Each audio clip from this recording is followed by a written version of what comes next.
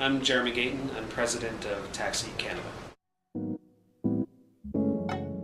Even though we all live under sort of the umbrella of Canada, every region, every province, and in a lot of cases, most cities are very different. Like they have their own, character, their own style of work, their own sensibilities, their own cultural aspects. It's what makes Canada pretty amazing. But it also makes it really interesting from a business standpoint. So, like, even when you look across the spectrum of operations that we have here, I mean, we have offices in Vancouver, Calgary, 2 in Toronto and Montreal. We're one of the few agencies that truly has a national footprint. And one of the reasons why we had to do that was because of client needs. And the markets are so special, and the consumers in those markets are also very special. One of the things that we operate on, and even the meaning behind the name taxi, is the notion of accessibility and accountability, and being able to have our clients have access to whoever they need to talk to solve a business problem. That becomes really encumbered and difficult when an agency gets really big. We came across some anthropological studies that basically monitored tribal rhythms as it pertains to growth and population. And what they basically found was that 150 was that magic number. Malcolm Gladwell talks about it in Tipping Point as well. And also the U.S. Army subscribes to the notion of, okay, units won't get bigger than 150 people. So we basically said, okay, well, there's a great number. Like, obviously it's worked in tribes, and we're kind of like a tribe. And, we're not as disciplined as an army, but hey, you know what? There's some merit there too. So we said, okay, 150 is going to be that number. And if we ever come close to that point, we'll just basically start her over again. If anything, there's a shared responsibility in terms of what taxi's culture is all about, because everybody is so different, and their idiosyncrasies and individuality is kind of encouraged.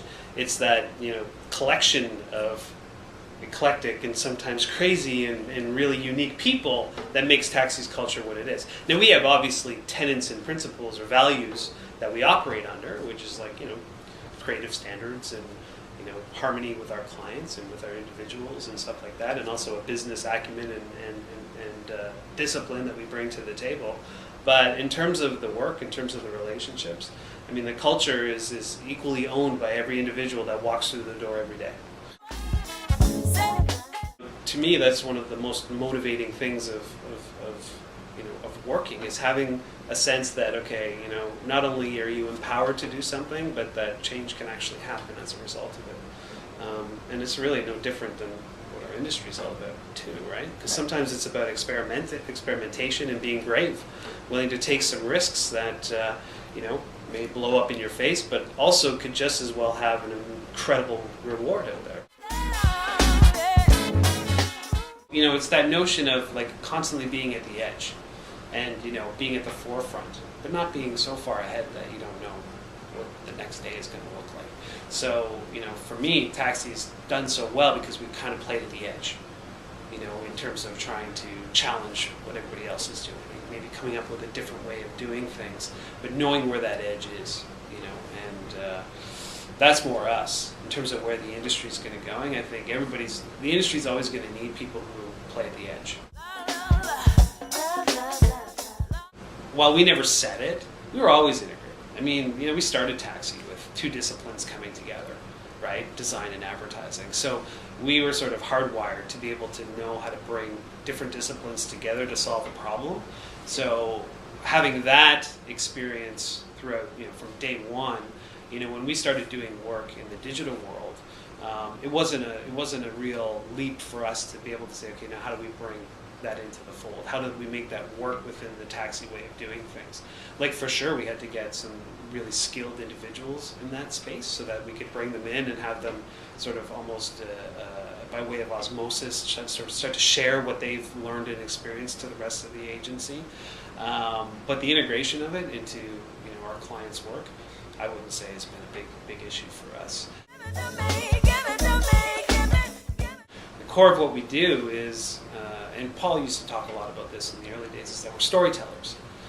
And what makes our stories good is how compelling they are, how relevant they are, how emotional they are in terms of the connection with the receiving audience. If that's in fact what we do, then in theory nothing should change. You know, it's just we'll have different ways of telling that story, different media, different tools, different technologies. Unless something dramatically changes in the world or culture, we're still going to be in business and still going to be doing well because of our ability to tell stories and to use those stories to actually solve business problems.